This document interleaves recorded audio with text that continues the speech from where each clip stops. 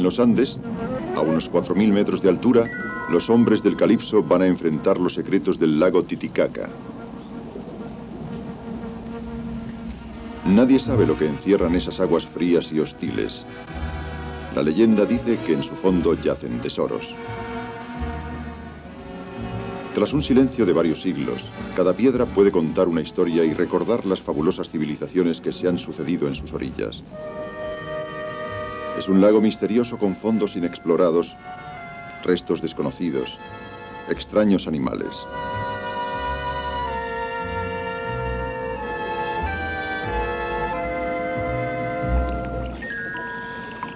La vida se aferró aquí, a pesar de la implacable hostilidad, y tomó formas de pesadilla.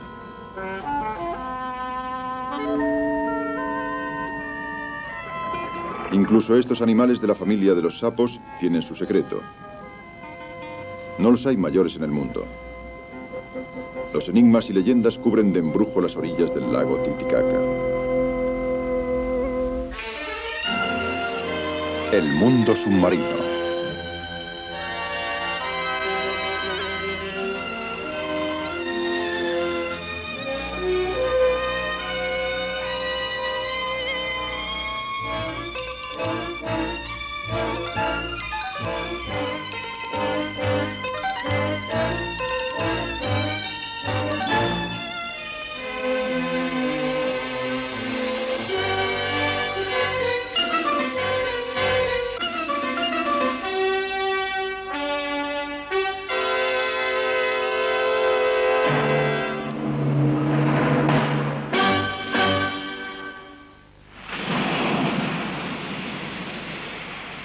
La leyenda del lago Titicaca. Hoy es 14 de agosto. En las agitadas aguas del Pacífico, un equipo de submarinistas explora un profundo arrecife. En la superficie, el Calipso es un juguete de la marea.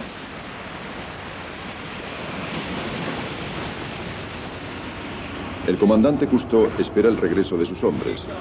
Observa el viento que arrecia y el mar que se encrespa. Bajo el agua la tormenta no se nota.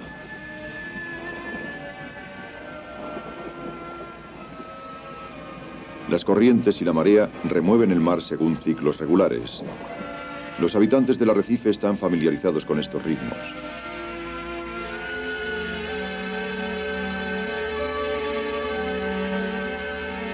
Sé muy bien lo que es la calma en las profundidades. Conozco esa tendencia a olvidar la superficie que tienen los submarinistas. Van de hallazgo en hallazgo a su antojo, sin preocuparse por las inquietudes que crecen arriba.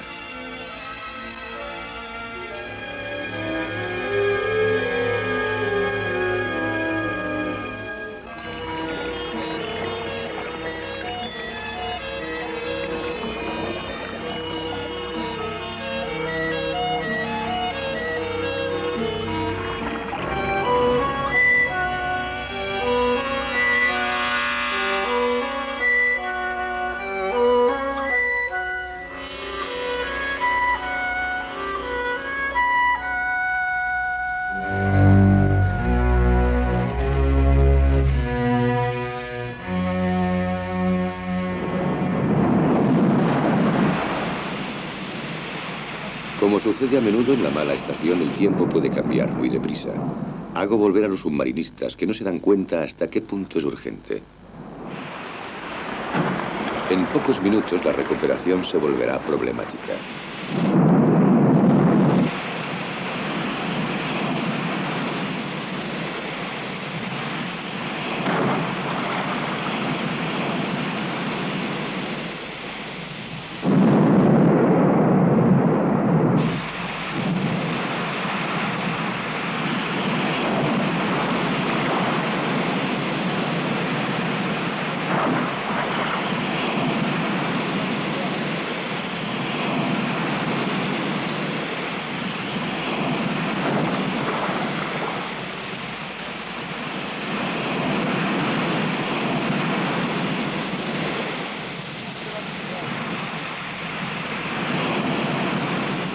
Gran contraste para mis compañeros que ahora se tambalean en el puente del Calipso, zarandeados por el bamboleo.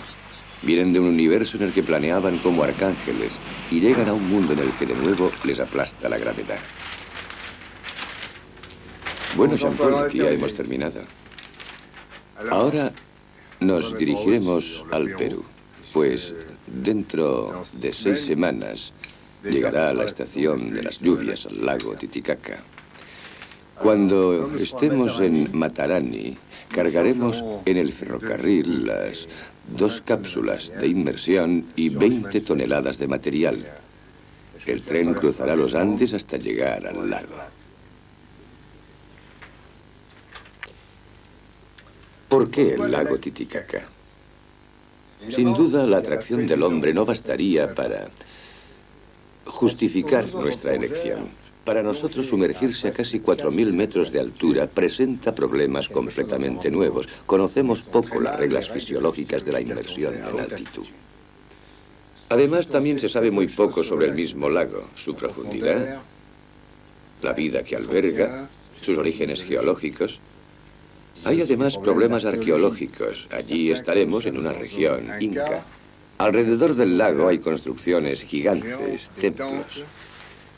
¿Tienen estas edificaciones prolongaciones subacuáticas en el lago? No lo sabemos. Razón por la cual vamos allá, para resolver problemas de fisiología, biología, geología y arqueología. Sin olvidar las leyendas. Se cuenta que los incas arrojaron al lago, cuando llegaron los españoles, toda clase de tesoros, objetos de oro de gran valor. ¿Quién sabe?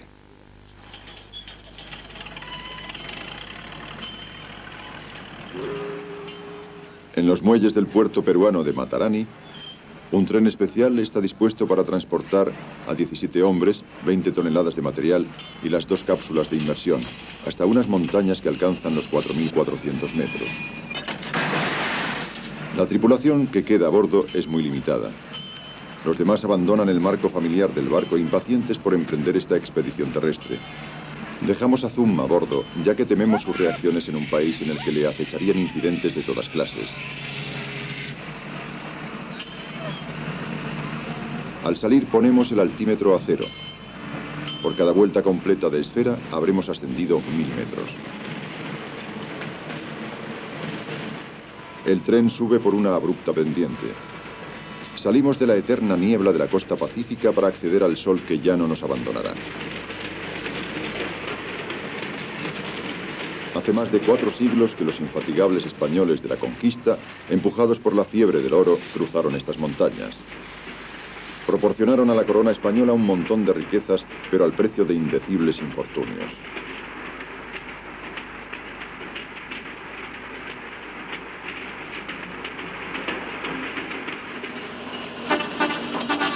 En Pampa de Arrieros, nuestra caravana se detiene para dejar pasar el tren que desciende.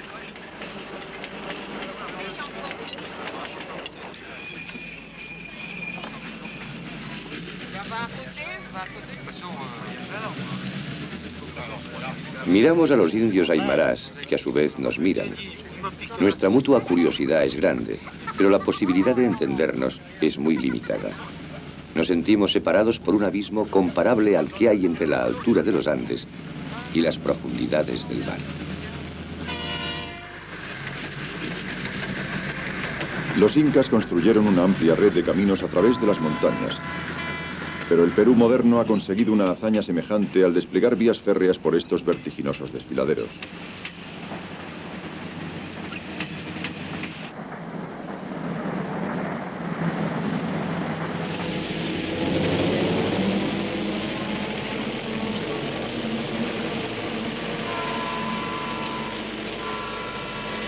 Los submarinistas sienten frío. Han permanecido sentados viendo pasar el paisaje. Sin embargo, han podido darse cuenta de que gestos sencillos, como caminar o agacharse, provocan vahidos. Aún no están aclimatados a la altura. Crucero Alto, simple estación para maniobras de agujas, es el punto más alto del viaje, 4.476 metros, casi la altura del Mont Blanc. Desde aquí la expedición descenderá algunos centenares de metros hasta el mismo lago, a 3.800 metros.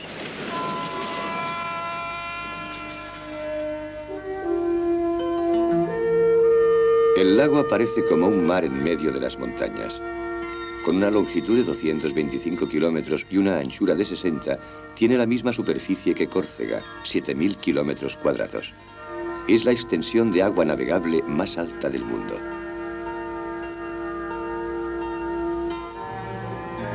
A algunos kilómetros de las orillas del lago, en Tiahuanaco, se levantan las ruinas de una metrópoli religiosa.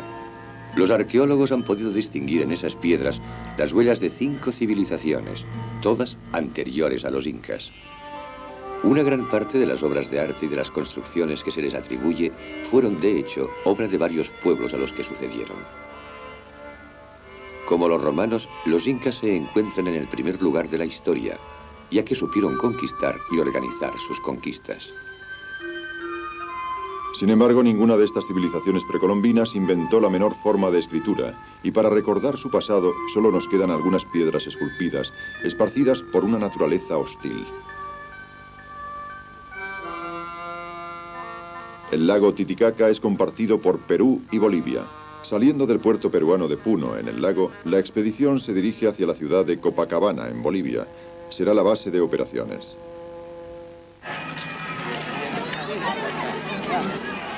Las cápsulas de inmersión causan gran curiosidad. Su llegada es pretexto para una gran fiesta entre los indios y para nosotros una manera de calmar sus temores y ganar su confianza. Todos los pueblos de los alrededores han enviado a sus bailarines y a sus músicos.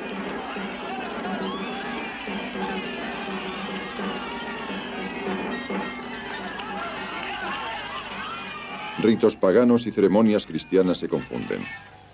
Las cápsulas de inmersión son adornadas y bendecidas como para un bautismo.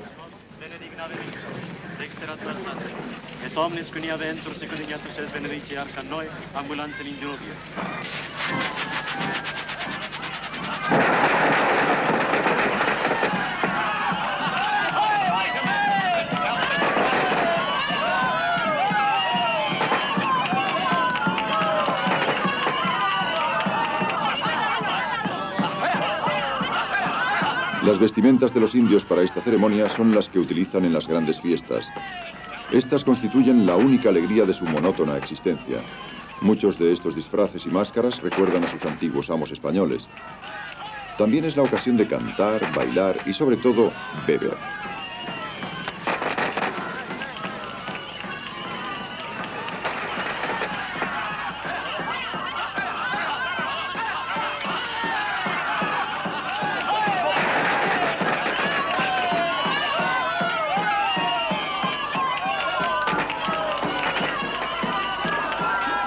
Por muy impaciente que esté de comenzar el trabajo, el equipo del Calipso no tiene ninguna intención de interrumpir la fiesta. Todos los ritos que preceden a la simbólica inmersión de las cápsulas deben realizarse. A bordo del pontón que nos servirá de plataforma de inmersión, experimentamos la sensación de haber cambiado de planeta. El peso de nuestro equipo nos exige un esfuerzo físico considerable. A esta altitud, la menor tarea nos agota.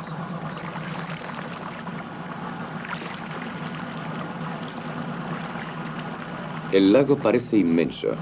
Nuestros temores con relación a la inmersión en altura no hacen más que crecer.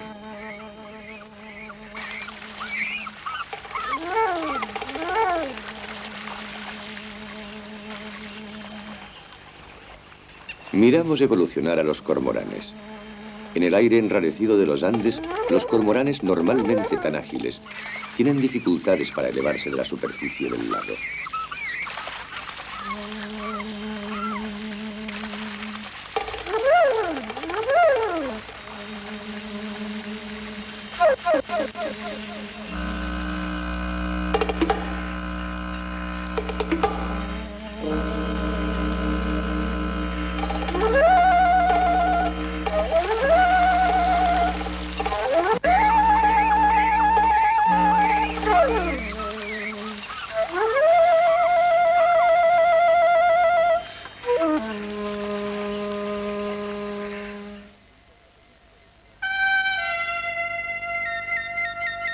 En la punta de la península de Copacabana se elevan las islas sagradas del Sol y de la Luna. Es sin duda el mejor lugar para empezar las investigaciones. Aunque la temperatura externa no supera los 10 grados, Cousteau encuentra que los efectos del sol son más intensos en este aire enrarecido. Hoy el sol aprieta, ¿eh? Buen día, ¿eh? El lago Titicaca se encuentra en una hoya excavada por los glaciares. Su nivel ha variado en cada glaciación e incluso en la época histórica. Hoy en día crece lentamente. Es posible que las ruinas en las islas sagradas hayan quedado sumergidas. Cousteau explora la orilla en busca de antiguas construcciones que podrían prolongarse bajo el agua.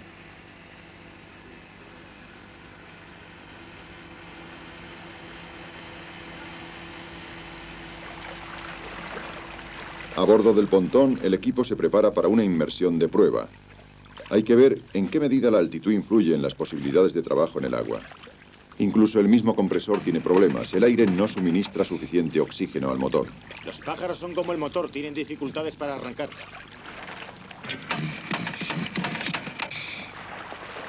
El doctor ha encontrado una solución: alimentar el carburador con una botella de oxígeno puro.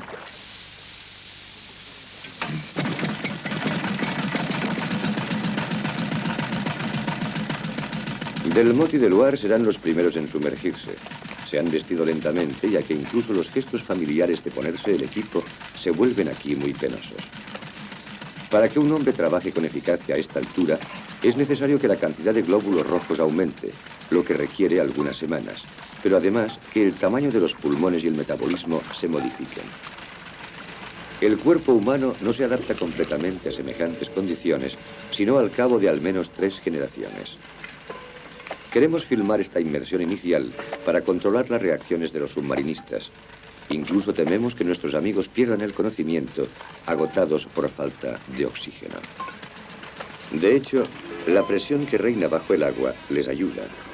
En la superficie, la presión atmosférica es aproximadamente la mitad de la que hay a nivel del mar. Los pulmones, en cada inspiración, solo reciben la mitad de su ración normal de oxígeno. A una profundidad de 4,5 metros, el aire proporcionado por el expansor alcanza de nuevo la presión de una atmósfera. La dosis de oxígeno vuelve a ser la habitual. De este modo, mientras descienden lentamente, los submarinistas experimentan un inesperado bienestar.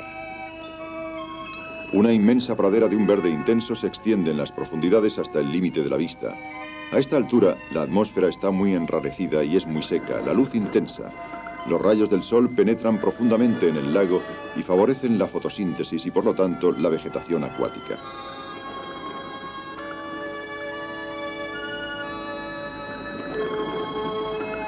Bajo la alfombra vegetal, el fondo está formado por varios metros de barro y lodo. El brazo se hunde en él hasta el hombro.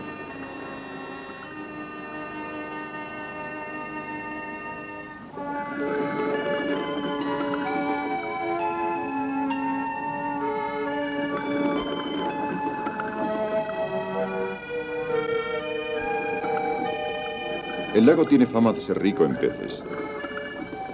Abajo no da en absoluto esa impresión. Los peces no se mueven en bancos apretados. Una vez llegamos a la superficie, estamos de nuevo expuestos al cansancio de la altitud. Investigamos un nuevo terreno, la inmersión en alta montaña. Tiene sus reglas particulares que nuestros fisiologistas definieron teóricamente en Marsella, pero que debemos comprobar en la práctica. Tras una profunda inmersión y para evitar accidentes de descompresión, es necesario marcar tiempos de espera antes de llegar a la superficie. En el mar, estos descansos se hacen a 6 metros y de nuevo a 3 metros de profundidad. Aquí en altura hemos calculado que hay que hacer esos descansos más próximos a la superficie, a 3,60 metros y a 1,80 metros. Gran estreno para la inmersión en altura. Doctor, nuestras tablas de descompresión modificadas para el lago Titicaca, a 3.800 metros de altura, han resultado exactas. El doctor Jacques Tassi somete a los submarinistas a un profundo examen. El trabajo bajo el agua se muestra menos agotador que los esfuerzos en tierra. Sin embargo, por prudencia, el doctor decide reducir nuestro programa de trabajo.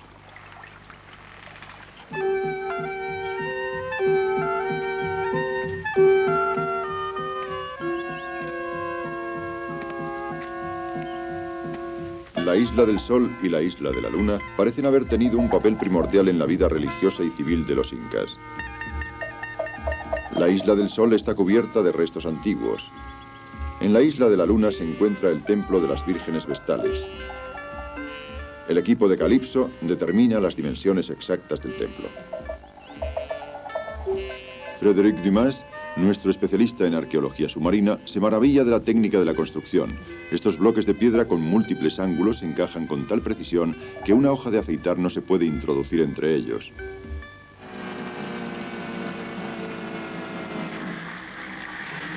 Tras haber determinado el probable emplazamiento de los cimientos bajo el agua, los submarinistas se esfuerzan en localizarlos entre los juncos que los indígenas llamaban totoras. La zodia, que evoluciona con creciente dificultad, las cañas se enredan en la hélice.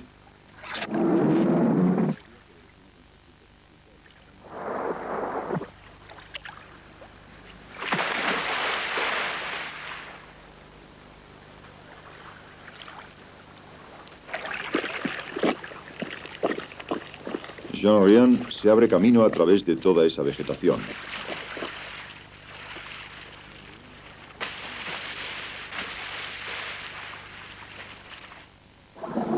Busca un paso.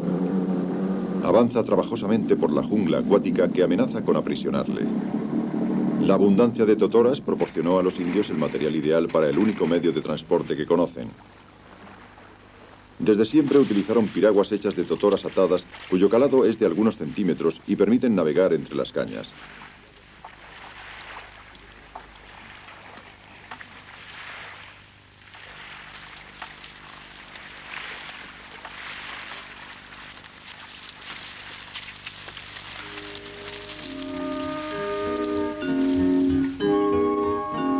Frédéric Dumas encuentra un enorme monolito en la orilla. La superficie está carcomida, pero es evidente que esta piedra fue tallada por el hombre.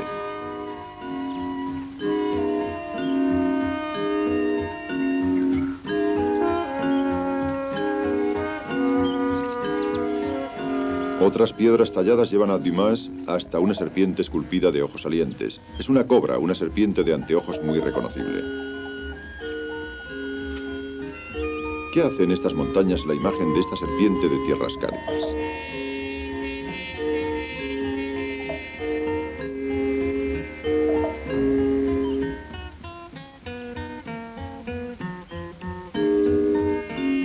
Dumas sigue la pista hasta el lago.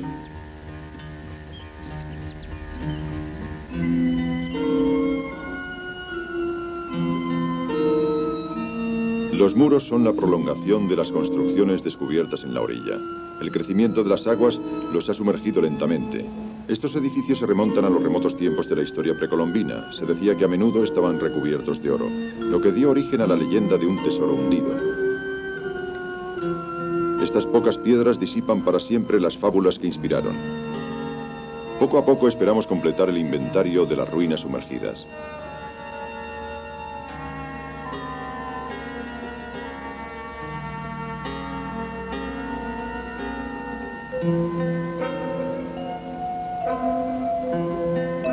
Aquí están, por fin, los cimientos o la prolongación de los muros en el lago Titicaca.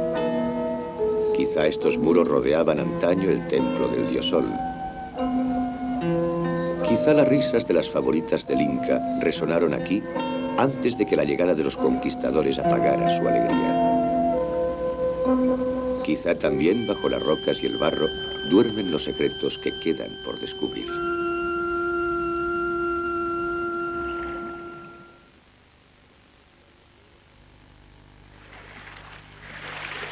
Para la gente del lago, todo lo que no comprenden es inca.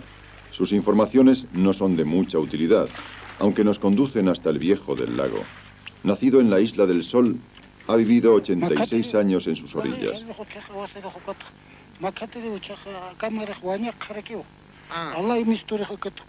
Mientras masca hojas de coca, nos habla de un túnel que unía el lago con Cuzco, la antigua capital de los incas. Un túnel tanto bajo el lago como bajo tierra y que tendría una longitud de 320 kilómetros. Ya nos habían contado esto. También nos dijeron que existía una cadena de oro de 10 o 15 kilómetros de largo que unía bajo el agua la Isla del Sol y la Isla de la Luna.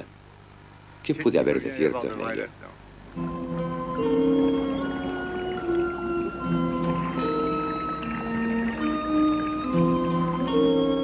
En el agua, bastante clara pero cargada, la visibilidad no supera los 15 metros. El fondo está generalmente atestado de rocas cubiertas de algas. Jean Ryan observa restos, pedazos de alfarería cubiertos de algas que apenas se distinguen de las rocas que los rodean. Los trozos de alfarería son para los arqueólogos lo que las pepitas para los buscadores de yacimientos. He encontrado muchas vasijas durante otras expediciones. Esto me enseñó prudencia. Todo lo que se puede advertir aquí es que el dibujo que se encuentra en estos fragmentos tiene un carácter bastante primitivo. Serán los expertos los que fijarán la fecha y el origen de los objetos. De este modo, darán un sentido a nuestros descubrimientos. Los objetos cotidianos ofrecen a menudo una mejor imagen del pasado que las joyas enterradas en las tumbas reales.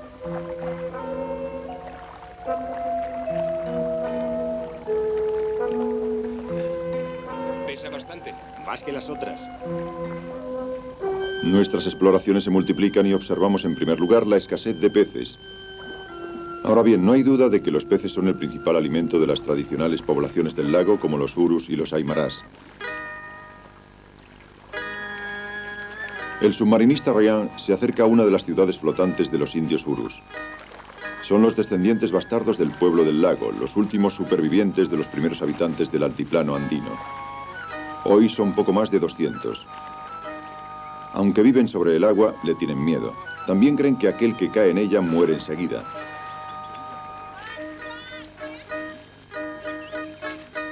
Pero Ryan consigue finalmente subir a bordo de la isla flotante. Las totoras sirven para todo. Es la verdura, el forraje, el combustible, el material para las chozas, los barcos e incluso para la isla flotante. Cuando las primeras capas se pudren, se extienden encima otros juncos recién cortados. A veces sucede que los hogares prenden fuego a las cañas secas. Entonces los pobladores se amontonan en las piraguas y esperan que el incendio se apague.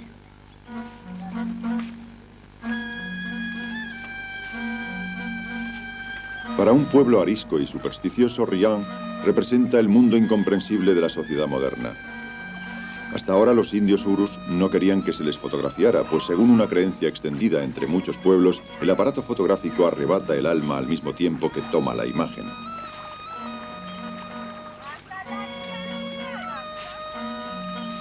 Ryan les distrae, lo que nos permite filmar el pueblo con relativa libertad. Los cormoranes son muy numerosos en el pueblo. En otros países se utilizan para pescar. Los urus los crían como pollos para comérselos. Ryan hace un descubrimiento significativo mientras se pasea por el pueblo. Ve objetos de cerámica idénticos a los encontrados en el lago.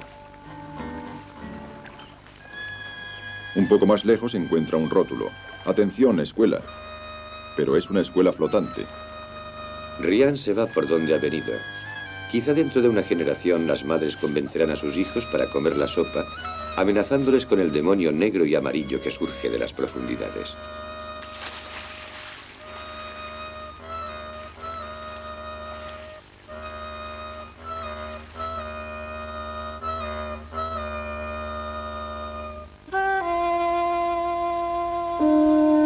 Una tras otra, las civilizaciones florecieron aquí antes de desaparecer.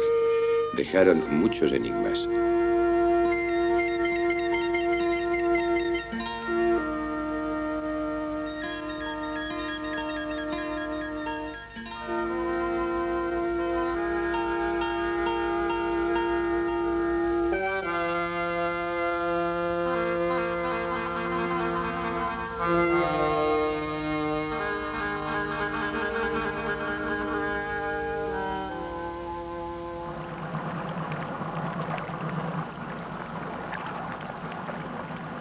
Hay que irse. Vamos. Durante 4 semanas, los submarinistas han explorado las aguas del lago tan lejos y tan profundamente como han podido.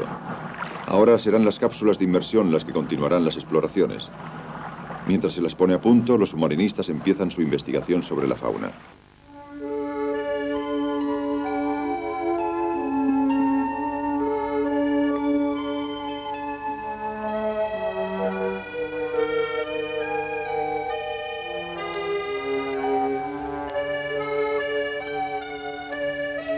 Las tormentas son frecuentes en el lago. Descubrimos los restos de un pequeño vapor y en él un sapo.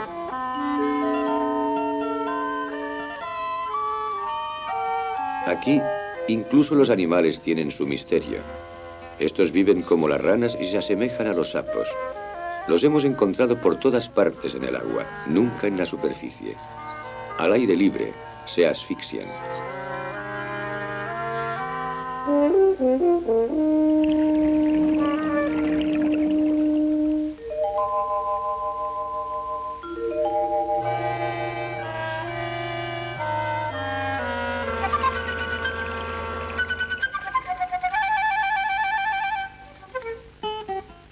Respondiendo al nombre científico y bárbaro de Telmatobius culeus, estos sapos son únicos en el mundo por su tamaño y por su comportamiento.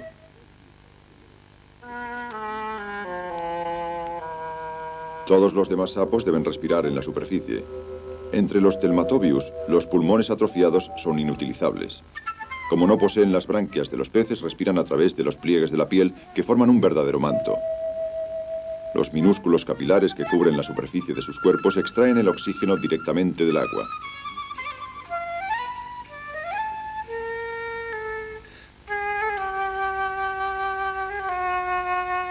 ¿Qué es lo que llevó a nuestros amigos los sapos a vivir bajo el agua?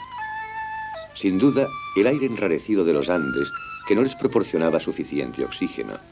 Mientras su tamaño se incrementaba, sus pulmones se atrofiaban poco a poco, por lo que comenzaron a respirar por la piel.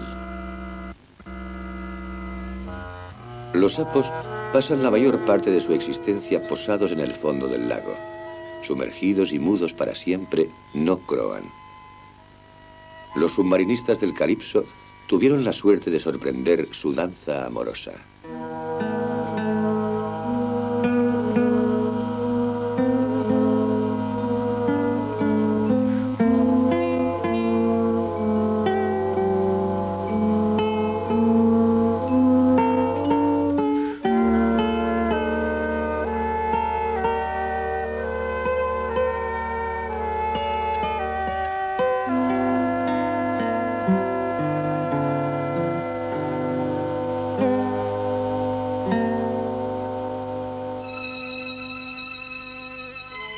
Hay otro misterio en este lago. Encontramos en las hierbas gran cantidad de peces muertos. Algunos estaban hinchados, otros deformados. No parecen haber sido muertos.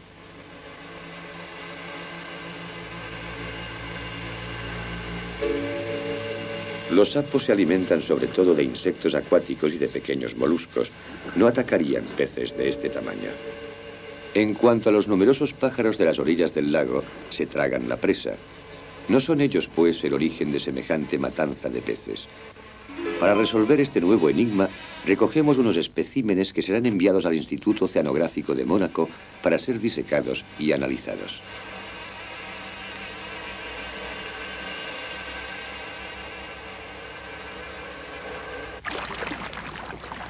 Sea cual sea la causa de la muerte de estos peces, el equilibrio biológico de todo el lago y la vida de los indios pescadores se verán comprometidos si no se pone fin a esta hecatombe.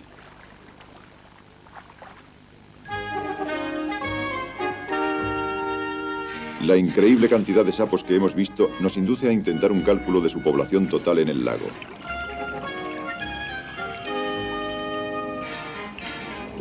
Dado que no hemos encontrado un solo lugar sin sapos, basta para tener una idea muy aproximada de su número total con contarlos en un cierto perímetro. Un equipo delimita con boyas y cintas una zona de 1000 metros cuadrados. Los hombres recogerán todos los sapos dentro de este perímetro. Los contaremos y haciendo un sencillo cálculo tendremos al menos una idea de la cantidad de sapos que hay en el lago.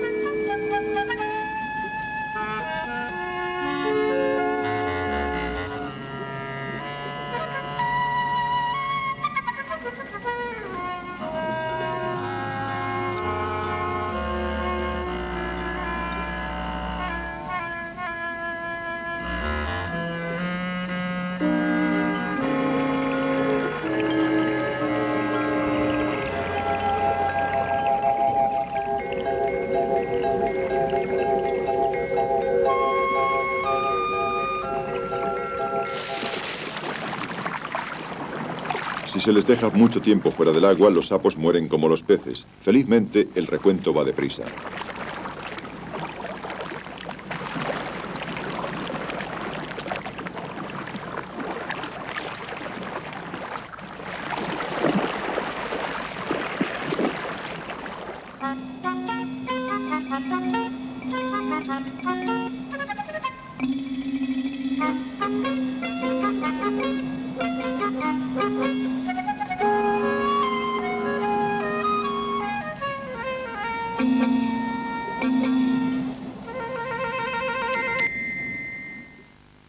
No, ese no.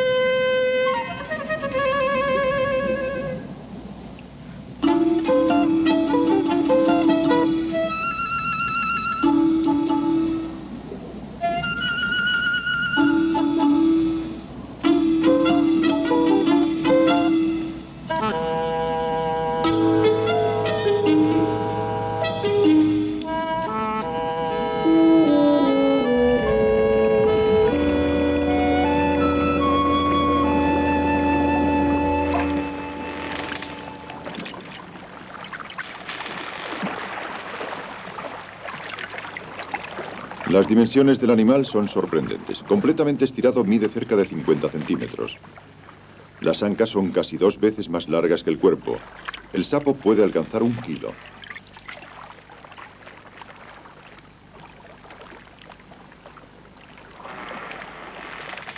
Se eligen algunos especímenes para enviarlos al Instituto Oceanográfico de Mónaco para un estudio más profundo. Los sapos nunca han formado parte de la alimentación de los habitantes del lago, pero son probablemente comestibles y podrían representar una fuente de proteínas nada despreciable.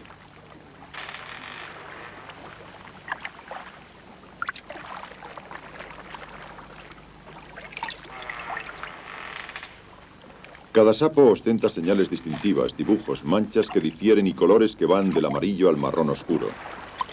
Una vez terminado el recuento, los sapos son puestos en libertad. La población total del lago Titicaca puede estimarse en 1.000 millones de sapos.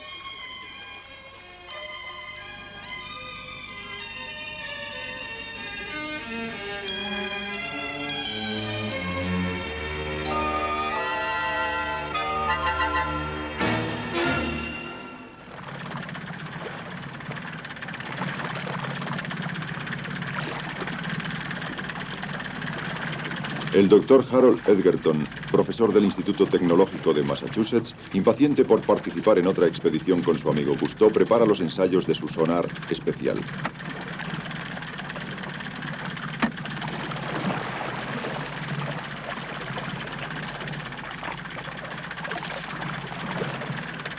Es una sonda perfeccionada cuya señal acústica indica no solo la profundidad, sino también la naturaleza del fondo, lodo, arena o roca.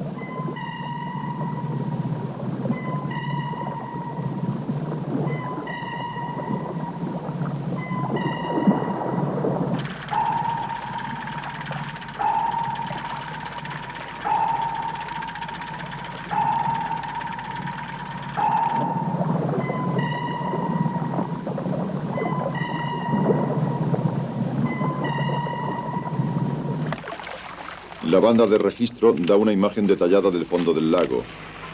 La profundidad máxima medida es de 370 metros.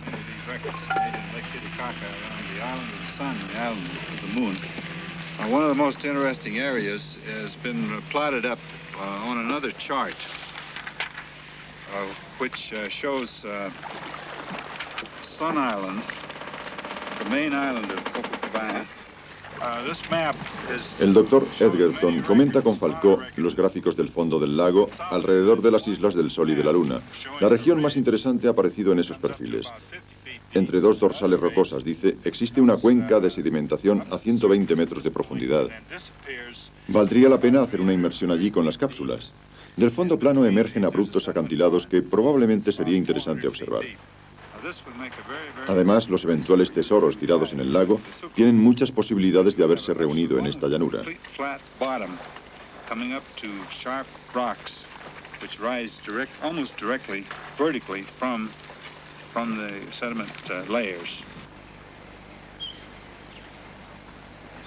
Finalmente, las cápsulas de inmersión, que familiarmente llamamos pulgas, van a relevar a los submarinistas. Uno creería encontrarse en el Mediterráneo en invierno. Sí, confieso que tengo dificultades para imaginarme que no estamos en el mar, que se trata de un lago. Un lago a 3.800 metros de altura y que en agua dulce el empuje de Arquímedes es menor que en el agua del mar. Nuestras cápsulas, que pesan cerca de 2 toneladas en el aire libre, están perfectamente equilibradas para el agua de mar. Pensamos que en agua dulce serán 70 kilos más pesadas. Vamos a añadir flotadores sujetados en la parte superior de las cápsulas. Nuestros pilotos, gracias a esos flotadores, podrán evolucionar con tanta soltura en el lago Titicaca como en el océano. El pontón y la grúa están a punto. La tripulación procede a las últimas comprobaciones. Cousteau y Falcó van a tomar los mandos.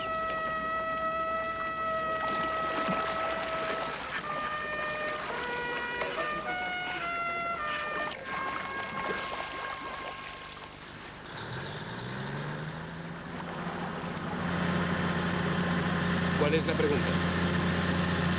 Está todo en orden. Ya podéis bajarlo. Bueno, ¿y tú qué crees? ¿Va todo bien o qué? Sí, perfectamente. Seguid informando. Está bien, haremos lo posible. En el interior, Falcó indica que todo funciona normalmente. La unión telefónica con el puente se desconecta y el último vínculo con la superficie se corta. Todo irá bien, tranquilos, aunque sea en esa altitud.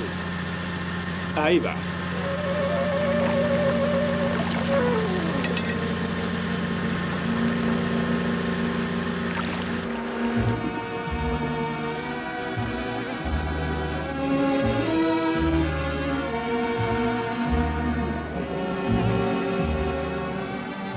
Un submarinista acompaña las cápsulas hasta los 30 metros para asegurarse de que no han sufrido mucho durante su largo viaje a través de los Andes.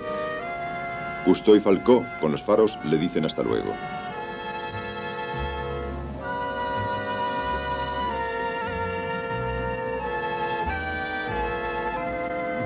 Habíamos calculado exactamente la nueva flotabilidad en el agua dulce y nuestros ingenios se muestran muy manejables a pesar de las modificaciones que han sufrido.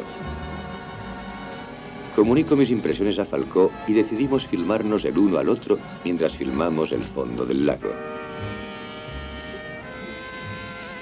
Nos sentimos menos desconcertados en nuestros submarinos miniatura, rodeados de los instrumentos familiares de a bordo, que ante la desolación de los Andes. Las cápsulas, propulsadas y dirigidas por reacción gracias a las toberas orientables, maniobran con precisión. Cada una lleva 2 cámaras para filmar de cerca y de lejos.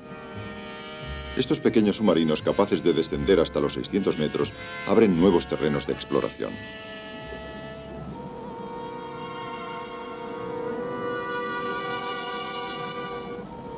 Las 2 cápsulas descienden una junto a la otra, bordeando prudentemente las rocas. La carta levantada gracias a los registros del sonar del Dr. Edgerton sirve de guía a los pilotos. A 120 metros, los submarinos alcanzan la cuenca sedimentaria observada por el Dr. Edgerton. Empieza el largo viaje por encima del lodo.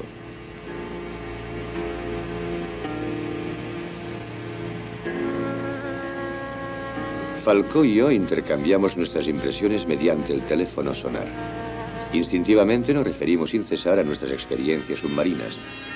El agua del lago es casi tan clara como el agua de alta mar. El plancton de agua dulce apenas nos parece menos abundante. Los sedimentos acumulados en el fondo del lago tienen, según la estimación de Edgerton, al menos 10 metros de espesor. Falcó y yo experimentamos una gran emoción ante un espectáculo que el hombre jamás ha contemplado. El fondo de este lago ha permanecido hasta ahora más secreto que la superficie de la luna.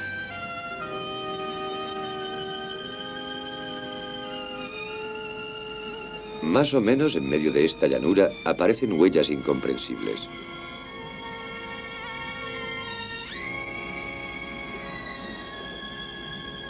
Enseguida, nuestros dos submarinos dan media vuelta para seguir esos zigzags. Los surcos han sido trazados por nuestros viejos amigos, los sapos. Jamás se habían observado sapos vivos a más de 120 metros de profundidad.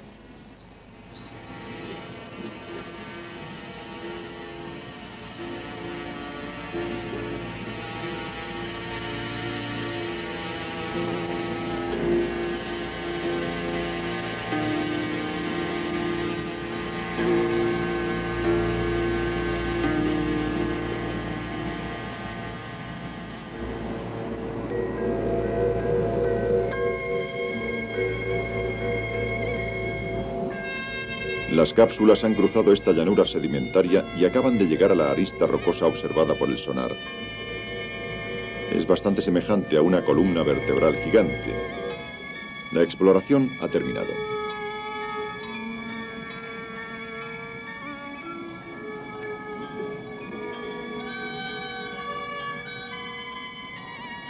A una señal dada por Cousteau, los submarinos ascienden dejando desaparecer en el fondo del lago las leyendas sobre los incas y sus tesoros.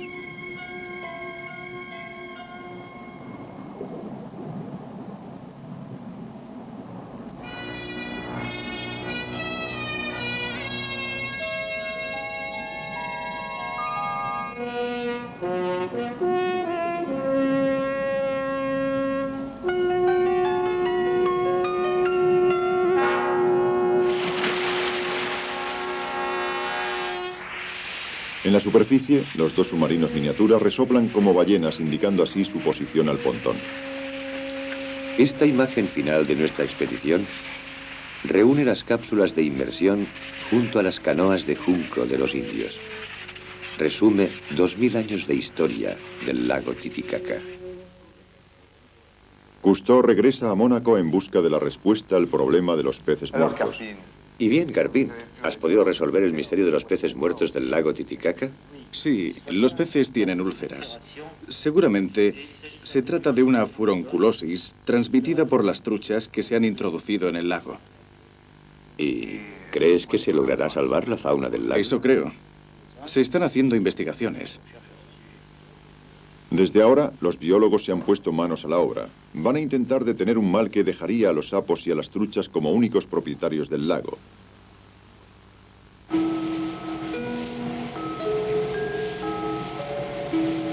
El Calypso vuelve a alta mar. Los submarinistas se encuentran a bordo como en su casa. En el puente, dos piraguas indias destinadas a un museo de California. El viento del mar dispersa el polvo de los imperios desaparecidos.